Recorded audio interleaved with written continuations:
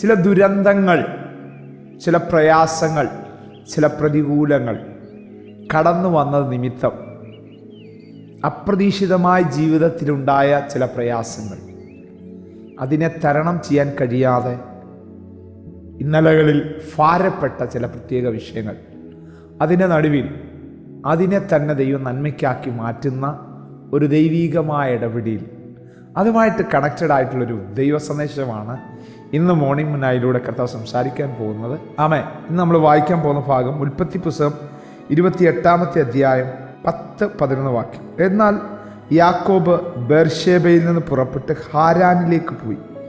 അവനൊരു സ്ഥലത്ത് എത്തിയപ്പോൾ സൂര്യൻ അസ്തമിക്കൊണ്ട് അവിടെ രാപാർത്തു. സൂര്യൻ അസ്തമിക്കൊണ്ട്. ഹല്ലേലൂയ. ജീവിതത്തിൽ ഇതുപോലുള്ള സന്ദർഭങ്ങൾ അൺഎക്സ്പെക്റ്റഡ് ആയിട്ട്, അപ്രതീക്ഷിതമായിട്ട് വന്നവരെന്നെ കേൾക്കുന്നുണ്ട്. ആമേൻ. പെട്ടെന്നുണ്ടായ ചില സാമ്പത്തിക പ്രതികൂലങ്ങൾ, പെട്ടെന്നുണ്ടായ ചില ആക്സിഡൻറ്റുകൾ, ഞാൻ പറഞ്ഞതിൻ്റെ യാഥാർത്ഥ്യം ആഴം നിങ്ങൾക്ക് മനസ്സിലായോ? നമ്മുടെ ജീവിതത്തിൽ ചില സൂര്യൻ അസ്തമിച്ചത് നിമിത്തം മുമ്പോട്ട് പോകാൻ കഴിയുന്നില്ല കർത്താവേ എന്ന് പറയുന്ന ചിലർ ഈ സന്ദേശം കേൾക്കുന്നുണ്ട്. പക്ഷേ ഈ സൂര്യൻ അസ്തമിച്ചതിനും അടുത്ത സൂര്യൻ ഉദിക്കുന്നതിനിടയിൽ നിൻ്റെ ലൈഫിനകത്തൊരു ദൈവപ്രവൃത്തി നടക്കും. വാ, ആരെങ്കിലും അവനെ സഹായിക്കാനുണ്ടോ? അവർ മനുഷ്യരില്ല. ഇവർ വീട് വിട്ട് മാറി നിന്ന ശീലമുണ്ടോ? ഇല്ല. ഏശാവാണെങ്കിൽ അവൻ വനസഞ്ചാരിയാണ്, അല്ലേ? ഇവൻ സാധുശീലനാണ്, കൂടാരവാസിയാണ്. എക്സ്പീരിയൻസ് ഇവന് പറയാനില്ല. പിന്നെ ആകെ ഉള്ളത് ആമേൻ അപ്പനും അമ്മയൊക്കെ പറഞ്ഞു കൊടുത്തൊരു ദൈവ ആശ്രയം. അത് മതി ദൈവം. ഇതിനെ നിനക്ക് വലിയ വക്രതയുടെയും വളഞ്ഞ വഴിയൊന്നും അറിയേണ്ട ആവശ്യമില്ല. ദൈവത്തിൽ ആശ്രയിക്കാൻ ഒരു നല്ല മനസ്സുണ്ടെങ്കിൽ, കർത്താവിനെ അമിതമായി ട്രസ്റ്റ് ചെയ്യാനൊരു മനസ്സുണ്ടെങ്കിൽ അസ്തമിച്ച സൂര്യൻ ഉദിക്കും കേട്ടോ. ആമേൻ. യാബോക്ക് കടവ് കടന്നപ്പോൾ സൂര്യൻ ഉദിച്ചു എന്ന് വായിക്കുന്നൊരു പദം നമുക്ക് ഈ പുസ്തകത്തിൽ തന്നെ കാണാൻ കഴിയും. ഉൽപ്പത്തി 32:31. അവൻ പെനിയൽ കടന്നു പോകുമ്പോൾ സൂര്യൻ ഉദിച്ചു. ഹാരാനിൽ സൂര്യൻ അസ്തമിച്ചു, പെനിയലിൽ സൂര്യൻ ഉദിച്ചു. ഇതിൻ്റെ രണ്ടിൻ്റെ ഇടയിൽ ചില വർഷങ്ങളുടെ ബ്രാക്കറ്റ് പീരീഡ് ഉണ്ടായിരുന്നു. നിങ്ങളുടെ കാര്യം എന്താ പറയുന്നത്? അസ്തമിച്ചിട്ടിരിക്കുകയാണോ? തപ്പിത്തടയാണോ? താരപ്പെടേണ്ട. ദൈവം നിന്നെ പടുത്തോണ്ടിരിക്കും. ഇന്നും നിൽക്കുന്ന പണിയാ യാക്കോബിന് കർത്താവ് കൊടുത്തത്. ഇസ്രായേൽ സൂര്യൻ ഉദിച്ചു, ഇസ്രായേൽ വെളിപ്പെട്ടു. എവിടെ ചെന്നാലും തല ഉയർത്തി പിടിച്ച് അവൻ്റെ മക്കൾ ഇന്ന് നിൽക്കുന്ന എത്ര നൂറ്റാണ്ടുകൾ കഴിഞ്ഞ്.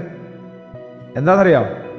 അസ്തമിച്ച സൂര്യൻ്റെ ഇടയിലും ഉദിച്ച സൂര്യൻ്റെ ഇടയിലും ഹല്ലേലൂയ അവനും ദൈവം മാത്രം അറിയാവുന്ന ചില ശോധനകളിലൂടെ പോയി, ചില വേദനകളിലൂടെ പോയി. നമ്മുടെ ജീവിതത്തിൽ വരുന്ന ചില അസ്തമിച്ച സൂര്യൻ്റെ ഇടയിലും ഉദിച്ച സൂര്യൻ്റെ ഇടയിലും വരുന്ന ചില പ്രയാസങ്ങൾ, ഹല്ലേലൂയ, ഇത് ഭയങ്കരമായ ലൈഫ് ചേഞ്ചിങ് ടെസ്റ്റിമണീസ് നമ്മുടെ ലൈഫിൽ കൊണ്ടുവരും. റെഡി ആയിരിക്കും ഈ ദിവസങ്ങളിൽ.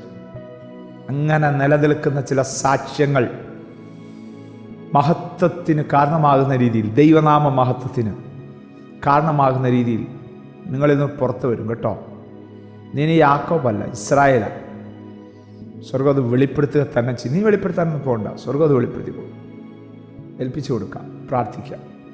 സ്വർഗീയ പിതാവേ, ഇടപെട്ട ആത്മീക സന്ദേശം വളരെ വ്യക്തമേറിയതായിരുന്നു, ആഴമേറിയതായിരുന്നു. ഞാൻ ഞങ്ങളോട് സംസാരിച്ചത് ഞങ്ങൾക്ക് നല്ല ബോധ്യമുണ്ട്. അസ്തമിച്ച ചില സൂര്യൻ ആമേൻ ഇവരുടെ ലൈഫിൽ ഉദിക്കട്ടെ. അതിൻ്റെ ഇടയിൽ ചില എൻകൗണ്ടറുകൾ സംഭവിക്കട്ടെ. മഹത്വം അങ്ങേക്ക് തരുവാണ് യേശുവിൻ നാമത്തിൽ തന്നെ, ആമേൻ. നിശ്ചയമായിട്ട് ഈ മെസ്സേജ് നിങ്ങളുടെ ജീവിതത്തിൽ ഒരു ലൈഫ് ചേഞ്ചിങ് ടെസ്റ്റിമണി തരും കേട്ടോ. God bless you. ദൈവം അനുഗ്രഹിക്കട്ടെ. Praise the Lord. മോർണിംഗ് മന്ന സന്ദേശം ശ്രവിച്ചുകൊണ്ടിരുന്ന എല്ലാ ദൈവമക്കൾക്കും സ്നേഹവന്ദനം. പാസ്റ്റർ ബിനു വട്ടപ്പാറ. ഈ ദൈവവചന സന്ദേശങ്ങൾ തുടർമാനമായി ലഭിക്കുന്നതിനായി 9745600023 എന്ന വാട്സാപ്പ് നമ്പറിൽ ബന്ധപ്പെടാവുന്നതാണ്.